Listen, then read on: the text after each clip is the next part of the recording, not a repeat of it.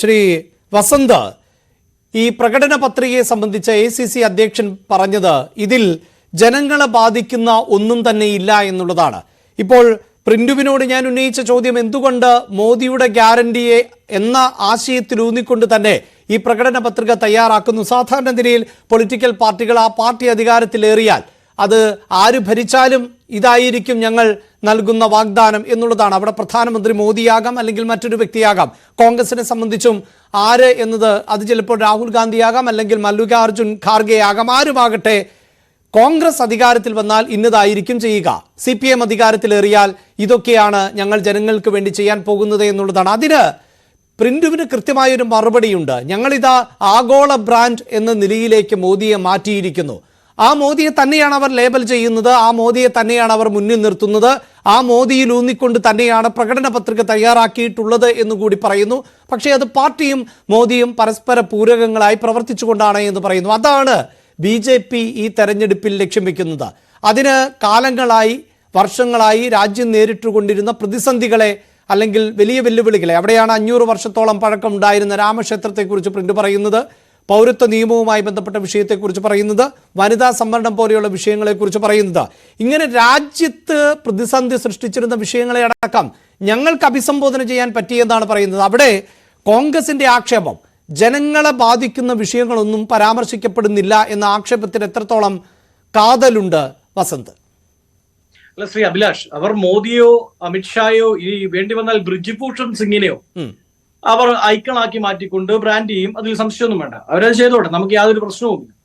പക്ഷേ ഈ രാജ്യം ചർച്ച ചെയ്യേണ്ടത് എന്താണ് എന്ന് കഴിഞ്ഞ ദിവസം വെളിയിൽ വന്ന CSDS സർവേ വളരെ കൃത്യമായി പറയുന്നുണ്ട്.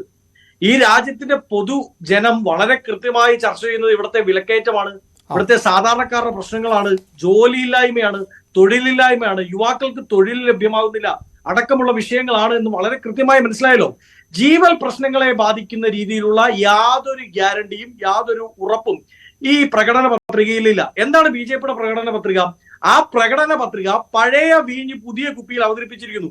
2019 എന്തൊക്കെയാണോ പറഞ്ഞത് അത് അതേപടി, രാമക്ഷേത്രം ഒഴികെ അത് അതേപടി എന്ത് ചെയ്യുന്നു, 2024 അവർ അവതരിപ്പിക്കുകയാണ്. 2019 ചില ഗ്യാരണ്ടികൾ നോക്കണ്ടേ? എന്തായിരുന്നു? 15 ലക്ഷം അക്കൗണ്ടിൽ തരാം. ആരുടെ ഗ്യാരണ്ടിയാണ്? മോദിയുടെ ഗ്യാരണ്ടി. 15 ലക്ഷം രൂപ കള്ളപ്പണം, രാജ്യത്ത് വെളിയിലുള്ള കള്ളപ്പണം മുഴുവൻ ഇവിടെ എത്തിച്ചാൽ ഞാൻ അത് എത്തിച്ചു നൽകാം, എത്തിച്ചാൽ അത് ഓരോ ഇന്ത്യക്കാരന്റെയും അക്കൗണ്ടിൽ 15 ലക്ഷം വീതം എത്തിക്കാനുള്ളതുണ്ടാവും എന്നാണ് പറഞ്ഞത്. എന്നാൽ ആ ഗ്യാരണ്ടി പൊളിഞ്ഞു. ഒടുക്കം കള്ളപ്പണത്തിന്റെ മൊത്തം ഏജന്റുമാരായി, ഹവാല പണത്തിന്റെ ഏറ്റവും A ക്ലാസ് ഏജന്റുമാരായി വളരെ കൃത്യമായി മാറിയത് മോദി ടീം തന്നെയാണ് എന്ന് ഇലക്ട്രൽ ബോണ്ട് വ്യക്തമാക്കി തന്നില്ലേ? ഇലക്ട്രൽ ബോണ്ടിൽ വളരെ കൃത്യമായി മോദി മോദി ടീമാണ്, BJP ആണ് വളരെ കൃത്യമായി കള്ളപ്പണം കൈകാര്യം ചെയ്യുന്നത് എന്ന് വ്യക്തമായില്ലേ? സുപ്രീം കോടതി ചോദിച്ചപ്പോൾ പോലും കള്ളപ്പണം കൈകാര്യം ചെയ്തവരുടെ ലിസ്റ്റ് കൊടുക്കാൻ തയ്യാറാവാത്ത സർക്കാർ 2019 പറഞ്ഞു, നോക്കൂ കള്ളപ്പണം പിടിക്കാൻ പോകുന്നത് ഞങ്ങളാണ്. അത് മോദിയുടെ ഒന്നാമത്തെ ഗ്യാരണ്ടി. രണ്ടാമത് സുരേന്ദ്രന്റെ ഒരു ഗ്യാരണ്ടി ഉണ്ട്. ഇപ്പൊ നമ്മുടെ ഈ സുൽത്താൻ ബത്തേരി ഗണപതി വട്ടമാക്കും എന്ന് പറയുന്ന പോലെ മറ്റൊരു ഗ്യാരണ്ടി 2019 സുരേന്ദ്രന്റെ ഉണ്ട്. അത് പെട്രോൾ ഡീസൽ വില 50 രൂപയാക്കും എന്നാണ്.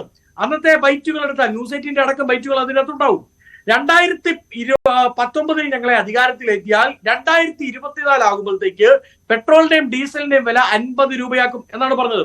അന്ന് വില 80 രൂപയായിരുന്നു, ഇന്ന് 110 അതായത് സുരേന്ദ്രന്റെ വാഗ്ദാനം 1/2 ലിറ്റർ പെട്രോളിനാണ് എന്നൊരു ക്യാപ്സൂൾ ഇറക്കിയാൽ പോലും അത് ഓടില്ല. കാര്യം 1/2 ലിറ്റർ പെട്രോളിന് 50 രൂപയിൽ കൂടുതലായിരിക്കുന്നു. അത്രമാത്രം ആ ഗ്യാരണ്ടിയും പൊളിഞ്ഞുപോയി. പിന്നീട് ശോഭാ സുരേന്ദ്രൻ, ആലപ്പുഴയിൽ ഇപ്പോഴത്തെ കാൻഡിഡേറ്റ് ആണല്ലോ ശോഭാ സുരേന്ദ്രൻ, അവരുടെ ഒരു ഗ്യാരണ്ടി ഉണ്ട്. എന്താണ്? 400 രൂപ LPGക്ക് ആയിരുന്ന സമയത്ത് അവർ ഉന്തുവണ്ടി ഉന്തിക്കൊണ്ട് നാടൊട്ടുക്കും മറ്റേ അടുപ്പ് കൂട്ടി സമരം നടത്തിക്കൊണ്ട് ശോഭാ സുരേന്ദ്രൻ 2014 പറഞ്ഞൊരു ഗ്യാരണ്ടി ഉണ്ട്. ഞങ്ങളുടെ ഗവൺമെന്റ് അധികാരത്തിൽ വന്നാൽ, മോദി അധികാരത്തിൽ വന്നാൽ ഇതിന് പാതി വിലയാക്കും. 400ന്റെ പാതി 200 ആണ്. ഇന്നത്തെ വില 1200 രൂപയാണ്.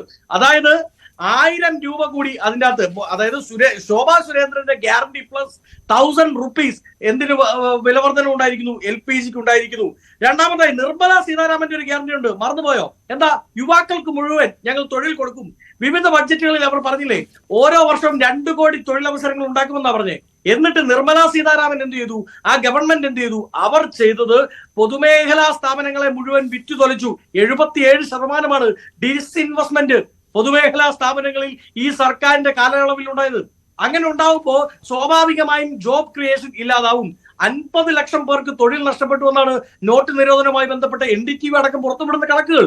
അതായത് നിർമ്മലാ സീതാരാമന്റെ ആ ഗ്യാരണ്ടിയും പൊളിഞ്ഞു. പിന്നീടുള്ള സ്ത്രീ സുരക്ഷയുമായി ബന്ധപ്പെട്ട ഗ്യാരണ്ടിയാ. ആരാ ഗ്യാരണ്ടി കൊടുത്തത്? അന്ന് 2019 മത്സരിക്കുമ്പോൾ ബ്രിജിഭൂഷൺ സിംഗ് ആണ് BJPക്ക് വേണ്ടി ഞങ്ങൾ വന്നാൽ സ്ത്രീ സുരക്ഷ നടപ്പിലാക്കും എന്ന് പ്രസംഗിച്ചു നടന്നത്. അതേ ബ്രിജിഭൂഷൺ സിംഗിന്റെ കൂടെ പാർലമെന്റിനുള്ളിൽ ഇരിക്കണമെങ്കിൽ ബ്രിജിഭൂഷൺ പ്രൂഫ് ഇടേണ്ട അവസ്ഥയിലാണ് സഹപാനലിസ്റ്റുകളായ സകൽ പാർലമെന്റേറിയൻസ് ആയ സ്ത്രീകളുടെ അവസ്ഥ എന്ന നിലയിലേക്ക് എത്തിയില്ലേ?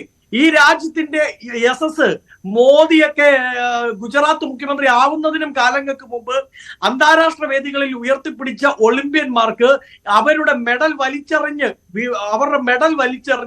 വിങ്ങിപ്പൊട്ടി കരഞ്ഞ് ഈ രാജ്യത്തിന്റെ കണ്ണീരായി മാറേണ്ട അവസ്ഥ ഉണ്ടായില്ലേ? അപ്പൊ ഇതൊക്കെ തീർച്ചയായും അഡ്രസ് ചെയ്യപ്പെടണ്ടേ? അങ്ങനെ ഒന്നും തന്നെ ഇവർ അഡ്രസ് ചെയ്തിട്ടില്ല. ഇനി കോൺഗ്രസിന്റെ പ്രകടന പത്രികയിലേക്ക് വരാം. ഞാൻ പെട്ടെന്ന് അവസാനിപ്പിച്ചോളാം.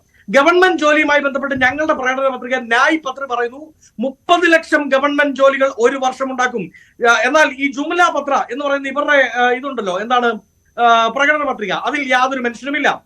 മറ്റൊന്ന് നാരിക ന്യായ് എന്ന് പറഞ്ഞുകൊണ്ട് ഞങ്ങൾ പറയുകയാണ് 1 ലക്ഷം രൂപ പ്രതിവർഷം ഓരോ സാധാരണക്കാരായ വനിതകൾക്കും എത്തിച്ചു കൊടുക്കാനുള്ള സംവിധാനം ഉണ്ടാകും. പോരാഞ്ഞിട്ട് 50% റിസർവേഷൻ ഗവൺമെന്റ് ജോലിയിൽ സ്ത്രീകൾക്ക് നൽകുമെന്ന് പറയുന്നിടത്ത് ഓൾറെഡി പാസ്സാക്കപ്പെട്ട ഒരു ബില്ല്, ഏത് വനിതാ സംവരണ ബില്ല്, അതാണ് ഞങ്ങൾ നടപ്പിലാക്കാൻ പോകുന്നത് എന്നാണ് BJP വനിതകളുമായി ബന്ധപ്പെട്ട് പറയുന്നത്. ഇൻഫ്ലേഷൻ റേറ്റിന്റെ കാര്യത്തിൽ കോൺഗ്രസിന്റെ പ്രകടന പത്രിക പറയുന്നു will control the rising prices. ഞങ്ങൾ ആ ഇൻഫ്ലേഷനെ അഡ്രസ് ചെയ്യുന്നു. ഇവർ അഡ്രസ് ചെയ്യുന്നുണ്ടോ? അഡ്രസ് ചെയ്യുന്നില്ല. മണിപ്പൂരിൽ ഞങ്ങൾ പറയുകയാണ് അവിടെ പീസ് എസ്റ്റാബ്ലിഷ് ചെയ്യുകയും കോമ്പൻസേഷൻ ടു വിക്ടിംസ് അത് കൊടുക്കാനുള്ള സംവിധാനവുമായി ഞങ്ങളുടെ ഗവൺമെന്റ് മുമ്പോട്ട് പോകുമെന്ന് പറയുമ്പോൾ മണിപ്പൂർ എന്ന് പോയിട്ട് കമാന്ന് മാന്നൊരക്ഷരം പോലും BJPയുടെ പ്രകടന പത്രികയിലില്ല. ഫാർമേഴ്സുമായി ബന്ധപ്പെട്ട് ഞങ്ങൾ പറയാണ് കാർഷിക ലോണുകൾ വേവ് ചെയ്യപ്പെടും, എഴുതി തള്ളപ്പെടും, ഒന്നും പറയുന്നില്ല BJPയുടെ പ്രകടന പത്രിക. കാസ്റ്റ് സെൻസസുമായി ബന്ധപ്പെട്ട് ഞങ്ങൾ പറയുന്നു ഞങ്ങൾ അധികാരത്തിൽ വന്നാൽ കാസ്റ്റ് സെൻസസ് നടപ്പിലാക്കപ്പെടും. എന്നാൽ BJPയുടെ ടീമും എല്ലാ കാലത്തും മോദി അടക്കം സവർണറുടെ കൂടെയാണ് ഇത് വ്യക്തമാക്കുന്നതല്ലേ? കഴിഞ്ഞ ദിവസം രാഹുൽ ഗാന്ധിയുടെയും മറ്റു പ്രതിപക്ഷ നേതാക്കളും ആട്ടിറച്ചി കഴിച്ചു അത്രേ, മീൻ കഴിച്ചു അത്രേ. ഈ രാജ്യത്ത് 70-80% വരുന്ന പൊതുജനം മുഴുവൻ മാംസം കഴിക്കുന്നവരാണ്. ബാക്കി വരുന്ന 22-30% പേരെ മാത്രം അഡ്രസ് ചെയ്യുന്ന ഇലക്ഷൻ അജണ്ടയുമായിട്ടാണ് ആര് മുമ്പോട്ട് പോകുന്നത്? BJP മുമ്പോട്ട് പോകുന്നത്. അതിനെയാണ് ഞങ്ങൾ ചോദ്യം ചെയ്യുന്നത്. അത് ജനം ഏറ്റെടുക്കും. ഇവിടെ മോദിയുടെ മുഖത്തിന് വില കിട്ടാൻ പോകുന്നില്ല. പറഞ്ഞ വാഗ്ദാനങ്ങൾ പാലിക്കപ്പെടാതെ ജനത്തിന്റെ മുമ്പിൽ വന്ന ആട്ടിറച്ചിയെ മീനിനെയും പറ്റി ഹോരം പ്രസംഗിക്കേണ്ട അവസ്ഥയിലേക്ക് നരേന്ദ്രമോദി എത്തപ്പെട്ടിരിക്കുന്നു. ഈ രാജ്യത്ത് ഒരു നേതാവിനും ഇല്ലാത്ത അവസ്ഥയാണത്. അത് പരിതാപകരം എന്ന് മാത്രമേ ഞാൻ താങ്കളിലേക്ക് വരാം. ശ്രീ